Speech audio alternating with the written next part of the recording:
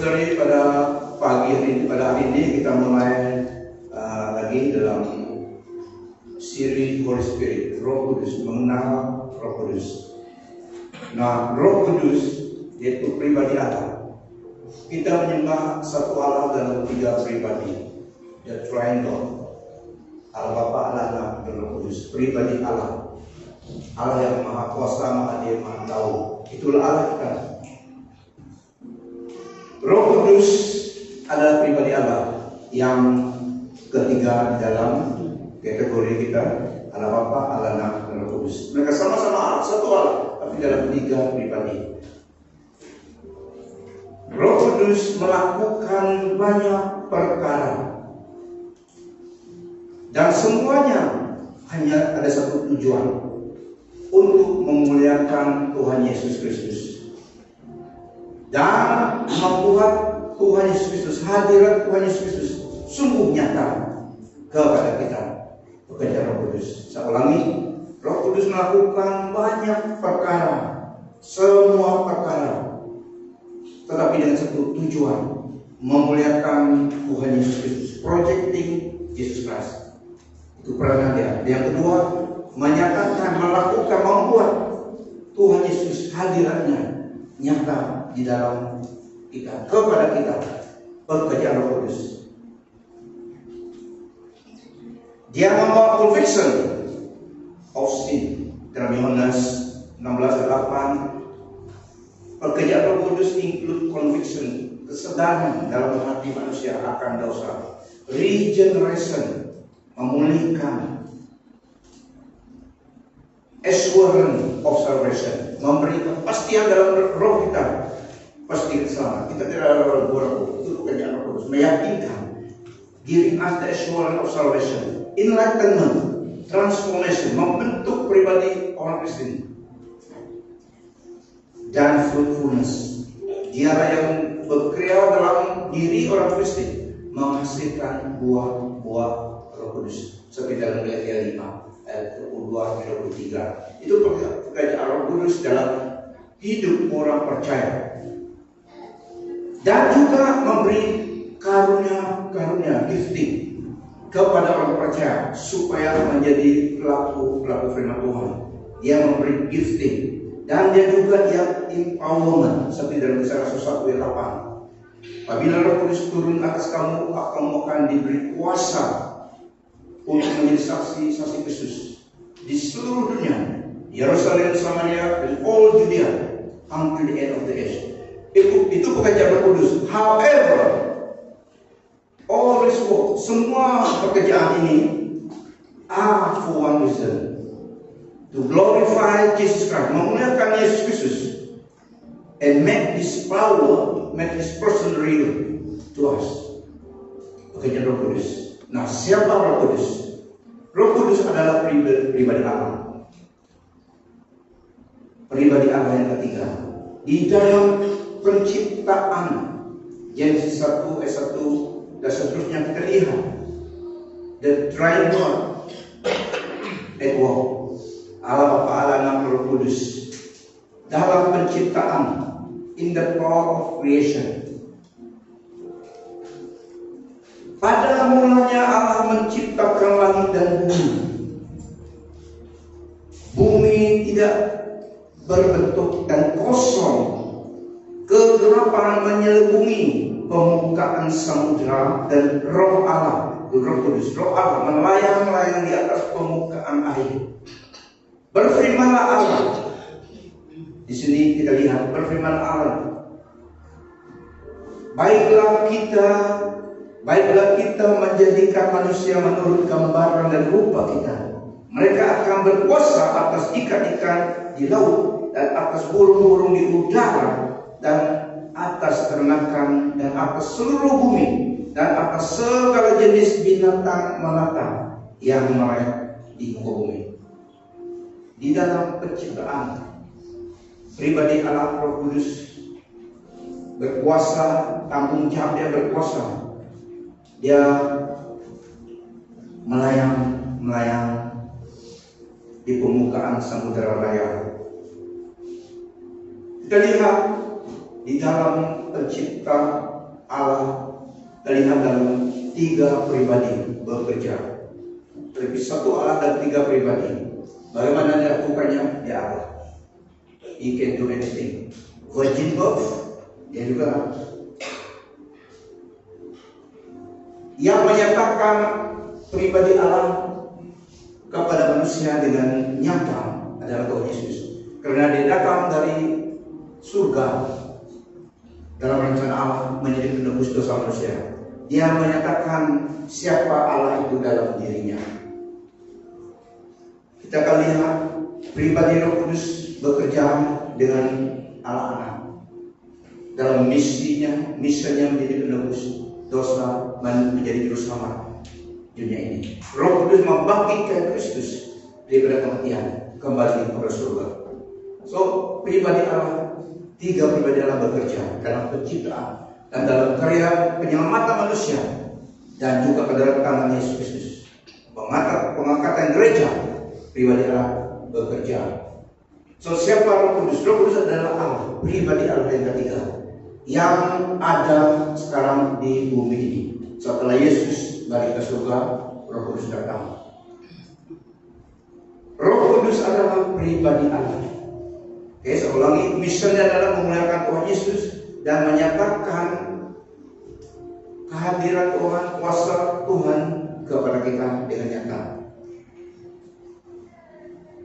Yang kita lihat adalah Tuhan Yesus, pribadi Allah dalam Tuhan Yesus. Roh Kudus adalah pribadi Allah yang tidak limited. Waktu Tuhan Yesus di dunia ini, sebelum dia naik ke surga, dia seorang saja dan dimampu melakukan tugas pelayanannya oleh Roh Kudus, sehingga dia balik ke surga. Dia katakan lebih baik aku balik ke surga supaya penolong datang. Dan Roh Kudus datang mendiami setiap orang percaya. Tabernacle of God, diri kita. Waktu Yesus datang, hadirat Allah hanya satu tempat saja, karena dia masih dalam physical. So, sekarang dia balik. Waktu dia balik, Roh Kudus datang mengambil tempat Allah di dunia ini. Dia diam dalam diri setiap orang percaya, saudara dan saya, dan juga di Yerusalem sekarang, di kampung kita, tempat orang percaya berkumpul, Roh Kudus ada. So pribadi Allah ada di mana-mana, di dalam setiap orang percaya. Jadi tidak limited. Itulah Tuhan Yesus katakan, it is expedient, it's good for you that I go back.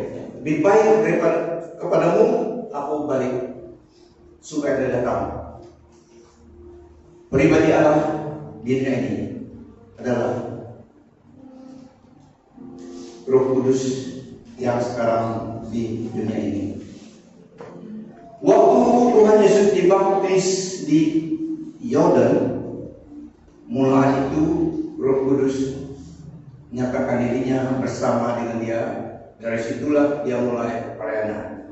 30 tahun umur Yesus. Kira-kira 30 tahun di start pelayanan. Setelah Roh Kudus turun ke atas dia, setelah dia dibaptis.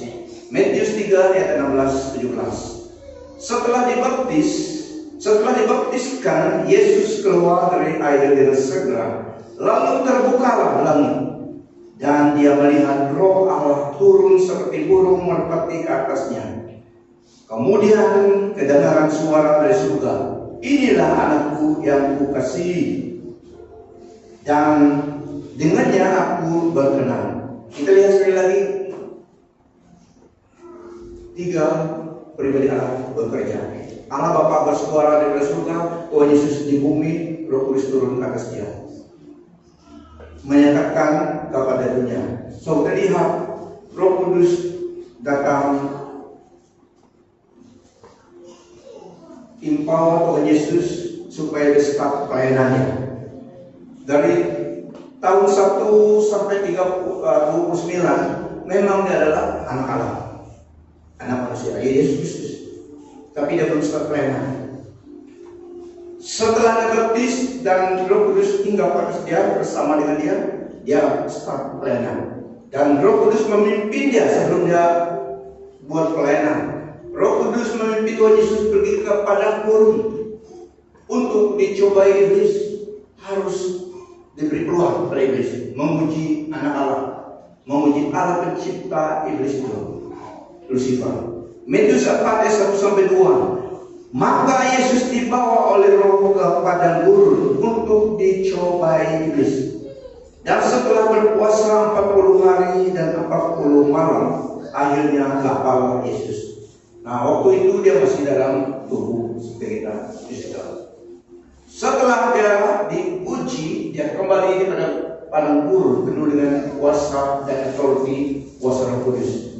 Start pelayanan. Lukas 4. Jesus returned in the power of the Holy Spirit.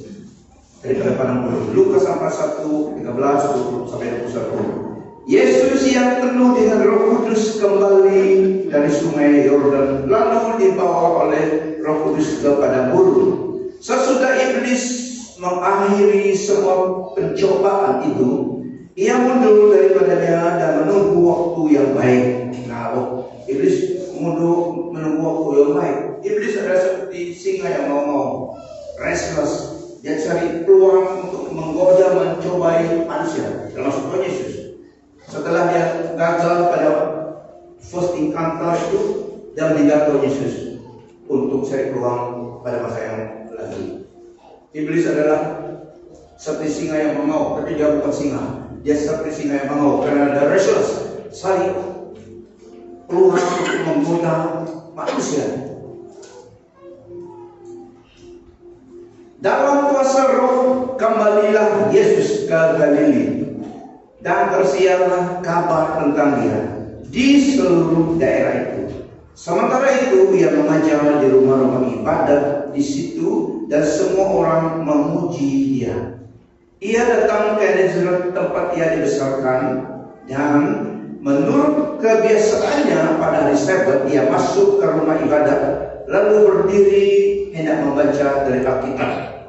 Kepadanya diberikan kitab Nabi Yesaya, dan setelah dibukanya ia menemukan nas di mana ada tertulis, Roh Tuhan ada padaku, oleh sebab ia telah mengurapi aku untuk menyampaikan kabar baik kepada orang-orang miskin, dan ia telah mengutus aku untuk memberitakan pembebasan kepada orang-orang tawanan dan penglihatan bagi orang-orang buta, untuk membebaskan orang-orang yang tertindas, untuk memberitakan tahun rahmat Tuhan telah datang.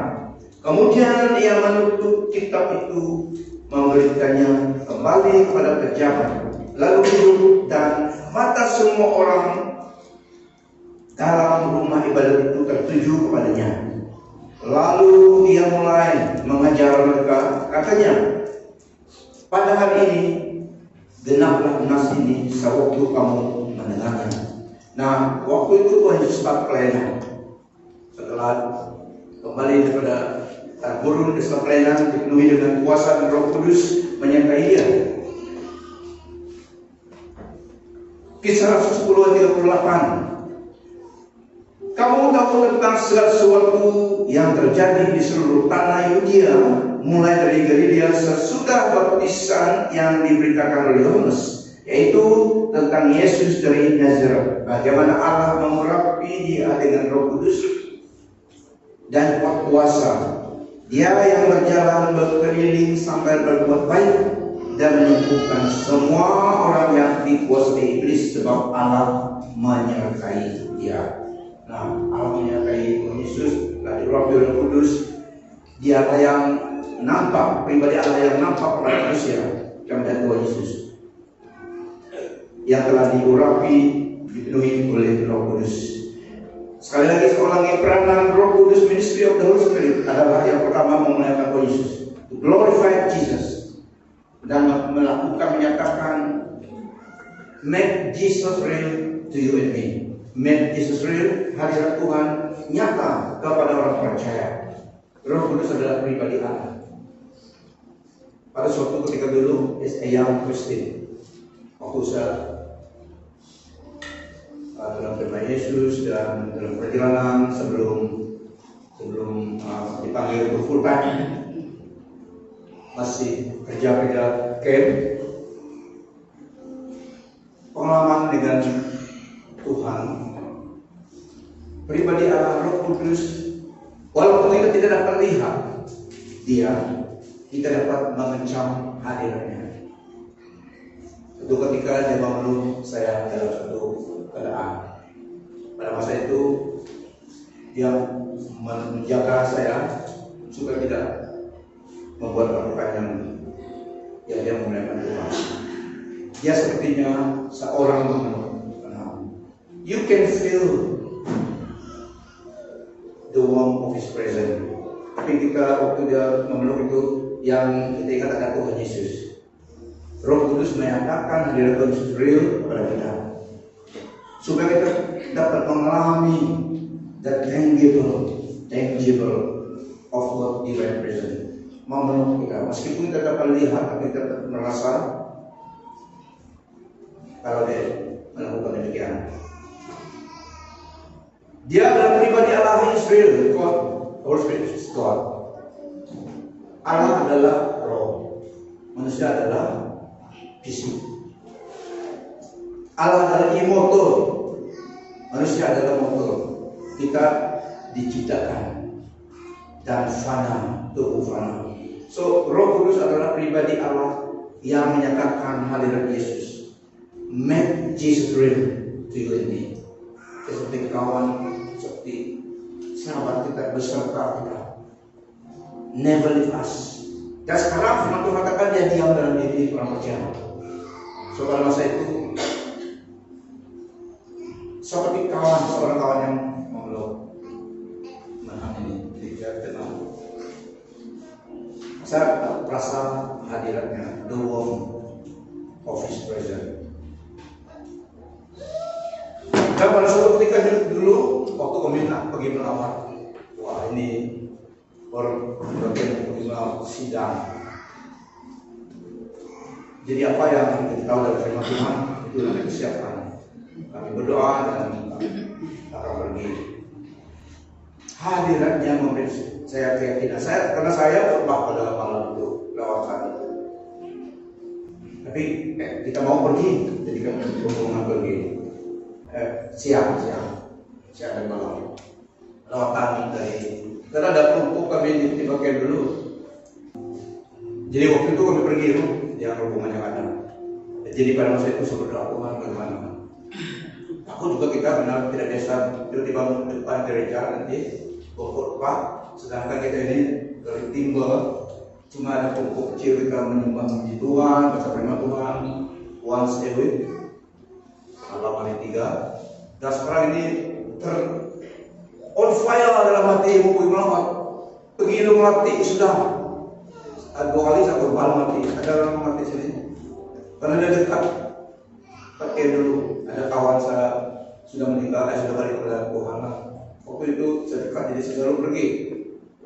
Ada 2 kali pernah di sana, tapi sudah ada 6. Walaupun mereka banyak ajar, saya mengajar. Satu hari ingat, besok kedengar lagi. Banyak kawan saya di melatih. Sehingga seorang waktu di melatih waktu satu kawan pas ke sana menghadiri perkawinan melatih juga. Diundang kita bersama dalam gereja melatih. Banyak kawan saya kenal dulu. Pandai kekayaan juga.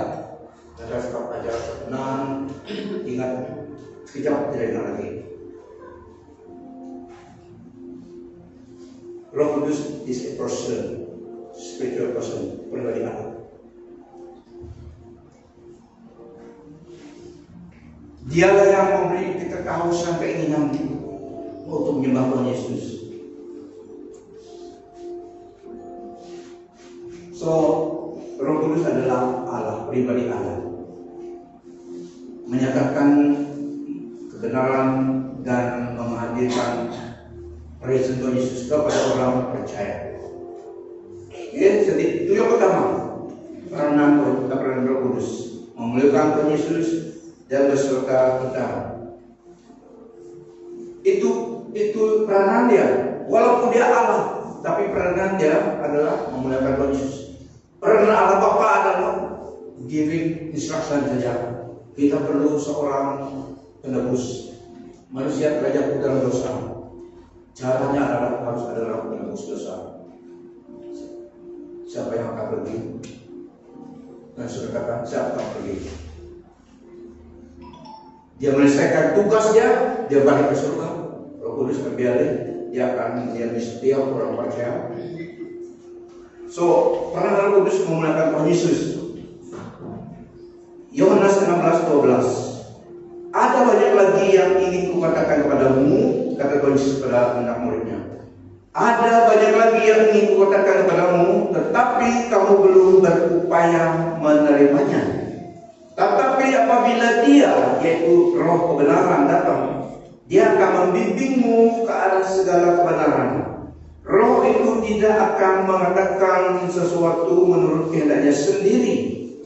Dia akan menyampaikan apa yang didengarnya dan memberitahumu apa yang akan terjadi. Roh itu akan memuliakanku karena Dia akan menerima apa yang berasal daripadaku dan menyatakannya kepadamu. Segala milik Bapakku milikku juga. Tuhan Yesus berkata dalam Yohanes 16:15-16. Segala milik Bapakku milikku juga. Maka itulah kukatakan bahwa Dia akan menerima apa yang berasal daripadaku dan menyatakannya kepadamu. Yesus berkata, tidak lama lagi kamu tidak akan melihatku, dan tidak lama kemudian kamu akan melihatku.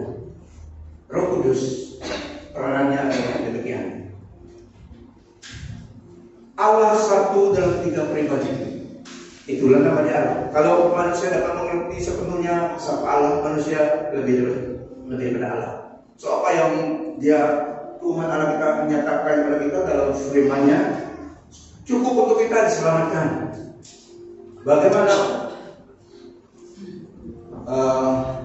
Bagaimana kursi ini dapat mengerti kita yang melakukannya. Itu selesainya. Soal demikian luar biasa ilahinya, kepintaran, kepandaian dan segalanya. He knows everything, Dia maha hadir. Jadi apa yang dilakukan, meskipun mustahil bagi manusia, tidak mustahil bagi Dia. Sesuai Dia Allah, Tuhan. Oke, soal dan tiga pribadi. Tapi Yesus adalah yang prominent. Manusia nampak. Dalam firman Tuhan juga, Tuhan Yesuslah yang embodiment, yang kepenuhan Allah di dalam dirinya. Allah Bapa, Allah Anak, Allah Bapa, Allah Roh Kudus dalam Tuhan Yesus. Kata dalam Kolose, Dia yang represent Allah kepada manusia dan dalam ciptaan. Dalam Old Testament, Tuhan Yesus juga melawat Abraham. Dan peran Roh Kudus adalah memuliakan Tuhan Yesus. Satu Allah dalam tiga pribadi.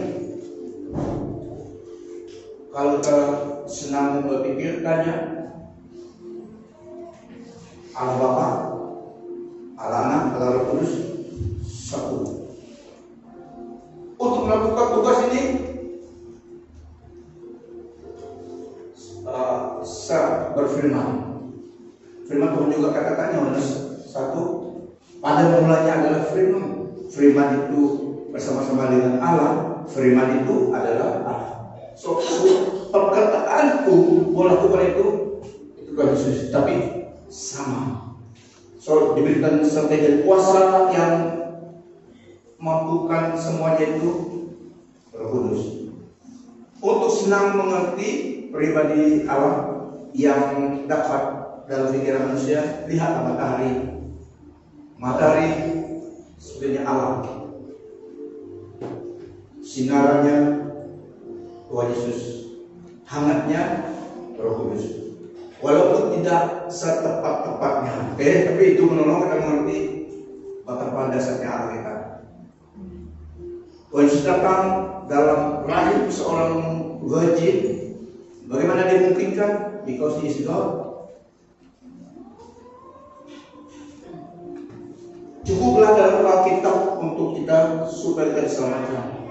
nanti di surga kita lihat sepenuhnya akan nyatakan kita. Amin. Apa yang kukatakan kepadamu ini benar untuk kepentinganmu. Baiklah, aku pergi. Selagi aku tidak pergi, penolong itu tidak akan datang kepadamu. Jika aku pergi, aku akan mengutusnya kepadamu. Itulah Roh Kudus datang. Dialah agent of salvation, memberi conviction kepada hati manusia supaya mereka sadar mereka perlu Tuhan Yesus supaya diselamatkan. Itu yang pertama, Roh Kudus adalah Allah.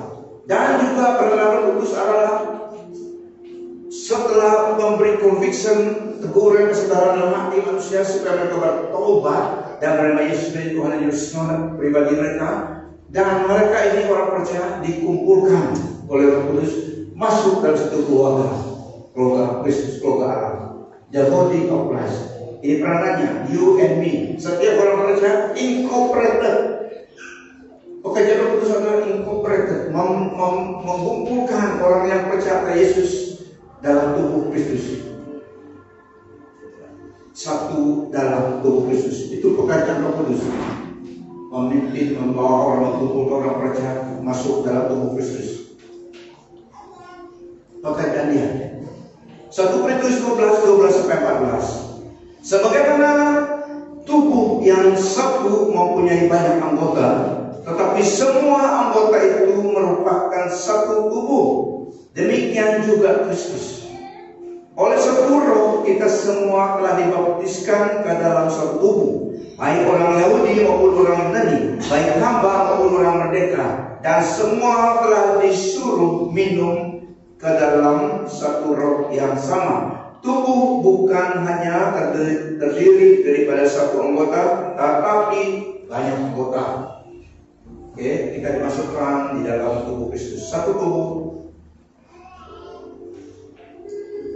yaitu tubuh Kristus. Pekerjaan Roh Kudus memimpin kita, membawa kita masuk dalam tubuh Kristus, keluarga Allah. Dan juga meterai Allah, tanda milik Allah adalah Roh Kudus.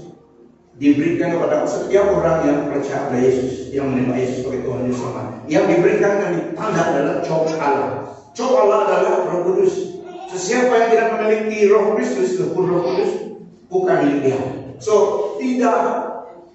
mereka tidak keliru dengan orang yang milik Tuhan, karena ada tanda Roh Kudus. Oke, jadi orang itu juga tahu dan milik Allah. Roh Kudus adalah tanda kita kepunyaan Allah. Efesus 1:13-14.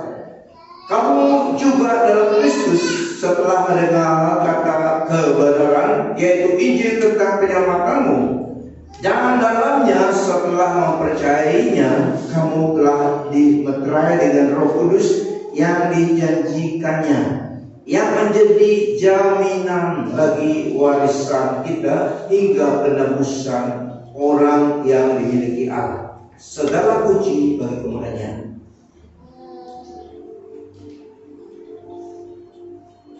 Peranan Roh Kudus memuliakan Tuhan Yesus, sertai dalam pelayanan, menyelesaikan pelayanan Tuhan Yesus sehingga bangkit, dan dia Roh Kudus turun mendiami setiap orang percaya, menyatakan make me Jesus real to all the believers. Pekerjaan Roh Kudus, dan menyatakan kepada kita apa yang milik Tuhan Yesus kepada kita. Make it real, the things of God. Menyadarkan conviction supaya orang bertobat, menerima Yesus sebagai Tuhan dan Juru Selamat, dan orang percaya dikumpulkan dalam satu keluarga dinamakan tubuh Kristus. Nah, seterusnya Roh Kudus memampukan orang percaya menjadi saksi Kristus. Supaya orang percaya itu, yang pertama tadi, kita diberkati. Kita diberkati setelah menerima Yesus sebagai Tuhan dan Juru Selamat.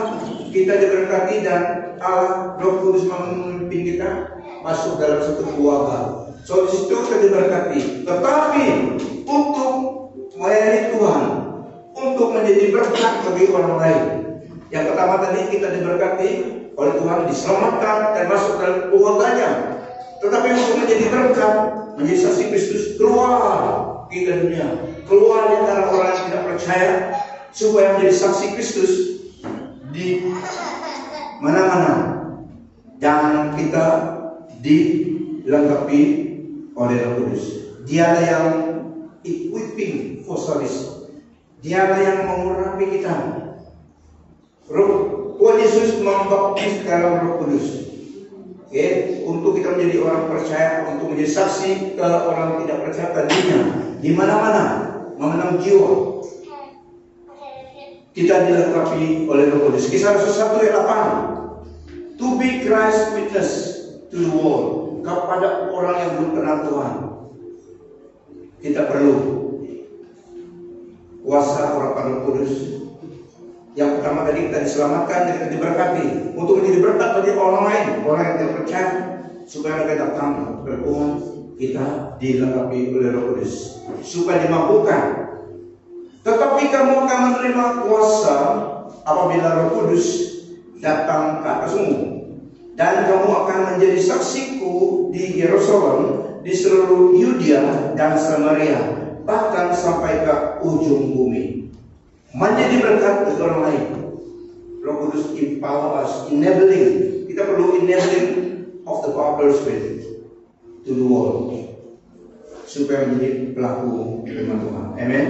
Apabila kita bercakap dengan suara kayak normal, tetapi Roh Kudus yang membuat saksi kita itu atau pemberitaan Injil itu menjadi on fire, sehingga orang mendengar terus sentuh dan mati dia, bukan karena elegansi perkataan, tapi dengan kuasa Roh Kudus.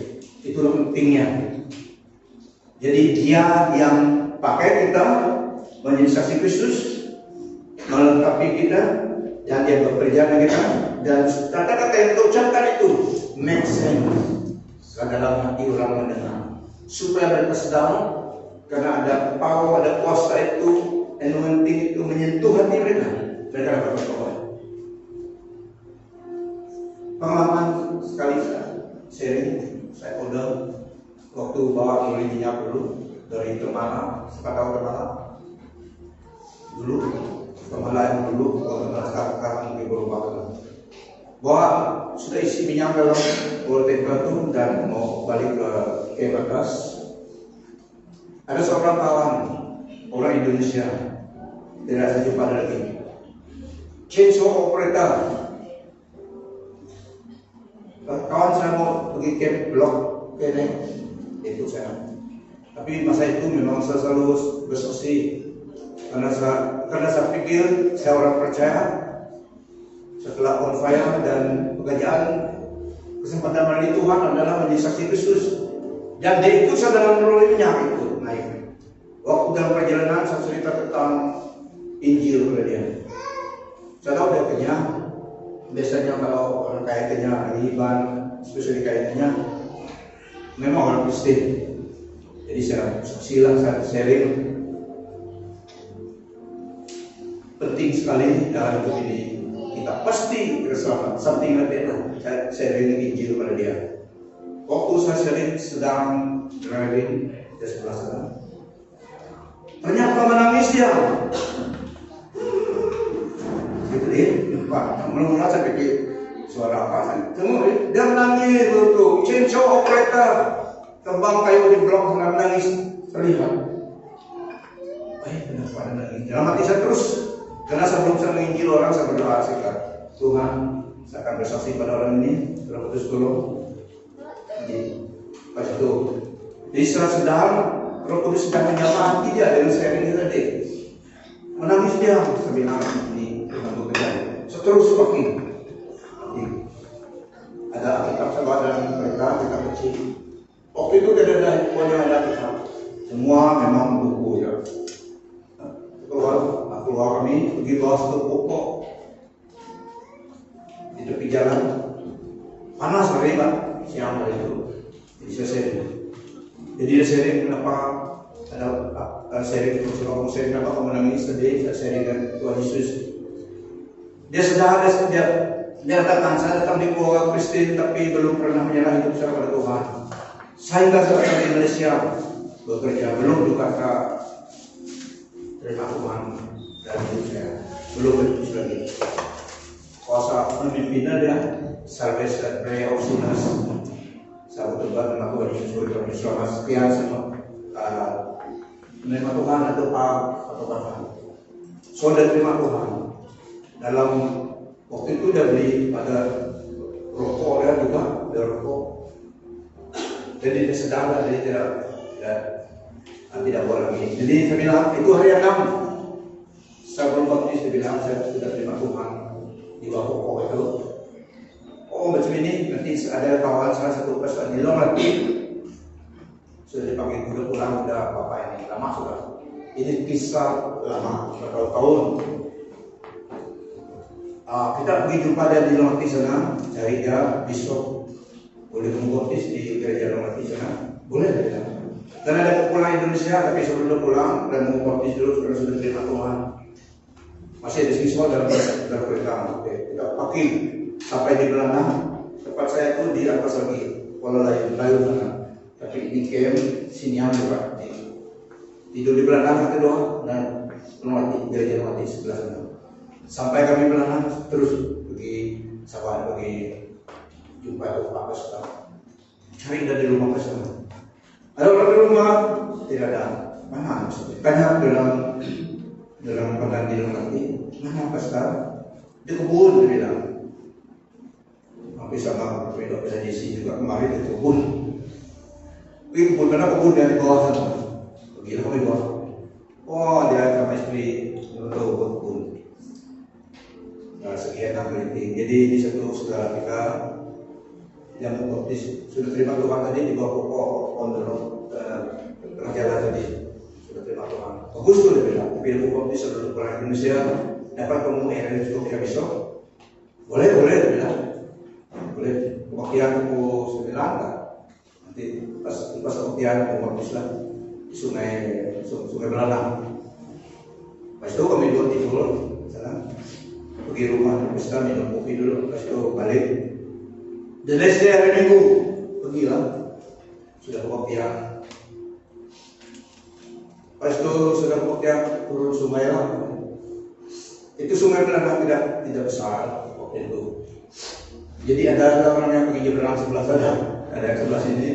Seorang hanya baptis tapi ramai yang lihat. Puji Tuhan juga ramai mereka, jadi ada yang pergi duduk tebing di sebelah sana. Karena dapat nyebrang, selalu juga menyala belakang dulu, ambil rebung, rebung itu bisa dulu, waktu pakai.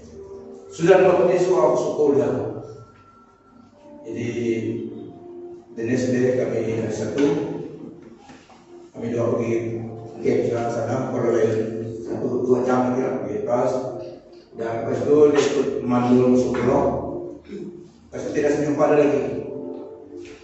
Surat untuk WhatsApp pun tidak ada. Dulu itu tidak ada WhatsApp. Handphone saja, handphone Nokia itu. Tapi tidak dapat WhatsApp. Tidak banyak yang ada karena WhatsApp. Sudah balik Indonesia. Soalnya di pekerjaan Roh Kudus memberi conviction. Bagaimanapun kita menegur orang dengan hikmat usia berapa, until there is very conviction. Tapi perannya kita adalah menyebarkan berita baik, memberi kesadaran teguran. Tapi peran Roh Kudus adalah pekerjaan itu dipakai oleh Tuhan memberi kesadaran.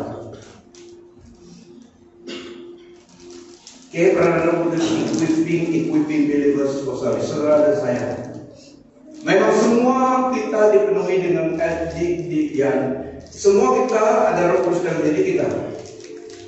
Yang kedua, untuk menjadi saksi Kristus harus dalam Kisah 1:8.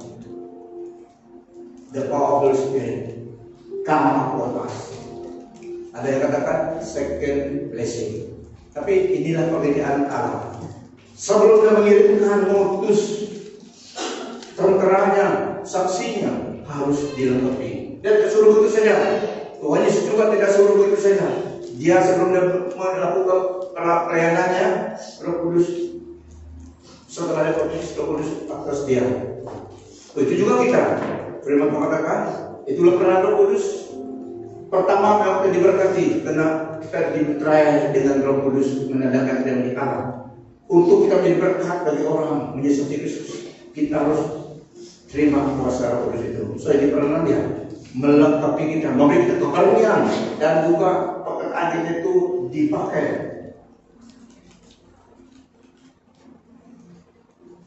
Oleh Allah, Roh Kudus memberi kesadaran kepada orang. Oke, semua kita ke arah situ. Semua kita akan dan patut menjadi saksi Kristus. Dialah Allah yang mengurapi kita. Tetapi dengan sebabnya kita make ourselves available. Oke, dan menjadi berkat bagi orang lain, empowering, enabling us melakukan tugas Tuhan Yesus Roh Kudus yang memampukan. Itu contoh tadi yang saya share. Bukan berarti semua orang mau dengar engkau khotbah ataupun sharing kita. Ada yang menentang. Saya sharing sebelum kita berdoa, saya sharing karena mana-mana seperti yang kami yang itu fokus lagi isi dalam tank. Ada tank yang 400 gallon itu, ada juga yang besar sampai 1.000 gallon. Waktu saya isi, saya lihat kalau ada orang di kampung, bukan di kampung. Kalau ada orang bilang, kalau di rumah tarik itu, asal pergi cerita. Kadang-kadang ada sahabat mereka, kalau tidak sahafal adalah firman Tuhan. Semua itu bateri seperti itu. Jadi terus siang duduklah untuk tunggu minyak itu karena biasa tapi minyak itu tak terjangkau. Kalau pusat sengaja packing supaya dapat ada konversasional dengan orang di jangkau. Ada yang bagus, ada yang bilang sudah lelah kerja. Ada yang tidak berapa sensitif begitu saya. Ada yang bagus, minum dulu. Orang Indonesia selalu begitu. Minum. Memang kalau minum haus juga kadang-kadang. Ada yang buat kue, wah, apalagi kue ubi. Kita singgahlah kalau invite gitu. Ada yang tidak bagus juga, singgah sekali. Kita sharing di situ bapak. Jangan tengok rupa manusia. Kalau tengok rupa baik itu udah, tapi salah menilai dia. Tapi saya tidak nilai adalah siapa yang begitu ya, dan dia di situ. Saya sharing.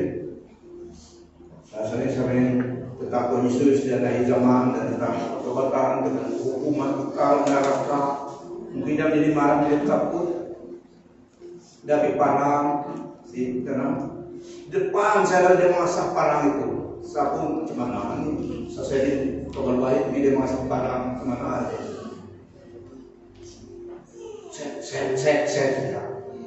Saya pikir timur mereka masih hidup ini. Kalau ada parti, kalau semula terus empat kan. Saya ready juga.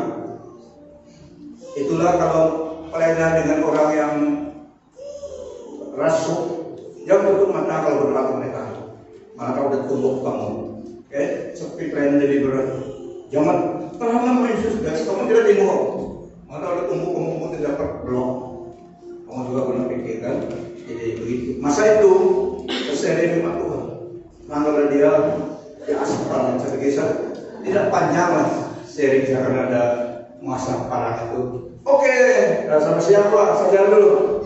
Tapi sebuah alasan saja. Saya sudah menjadi takut pikir rasa parah supaya tidak geli juga saya pulang.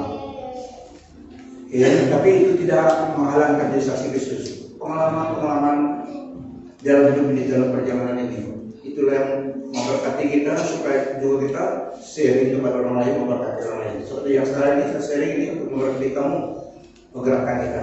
Karena pada masa itu dalam conviction saya